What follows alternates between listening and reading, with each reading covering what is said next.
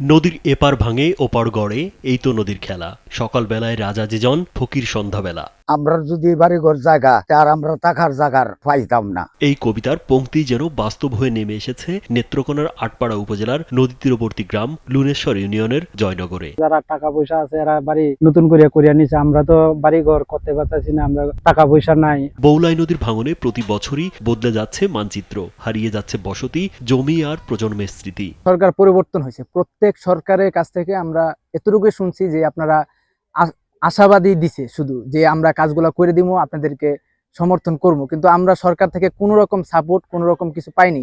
গোয়াতলা, কালিয়াখালী, শাহবাজপুর, জয়নগর, গাভুরকাজ এইসব নাম আজ আতঙ্কের প্রতীক। বর্ষা এলেই আশঙ্কা বাড়ে।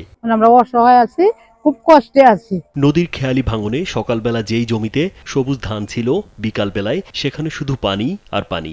ঘর বাড়ি, ফলের গাছ, বাঁশবন, কবরস্থান সবকিছুই রাতারাতি হারিয়ে যাচ্ছে নদীর গহ্বরে। আমার ঘর বাড়ি ভাঙ্গে নিতেছে গা, সরকারের কাছে আমার আবেদন অকুলাবদ্ধ নিয়ে আমরা ঘর বাড়ি রক্ষা করার জন্য অনেক মানুষ গেছে গা, অনেক মানুষ রয়েছে, আমরা অনেক কষ্টে আছি। নেই কোনো টেকসই বাঁধ, নেই আগাম প্রস্তুতির দৃশ্যমান উদ্যোগ, শুধু ভাঙনের পর ছবি, জরিপ আর প্রতিশ্রুতির বন্যা।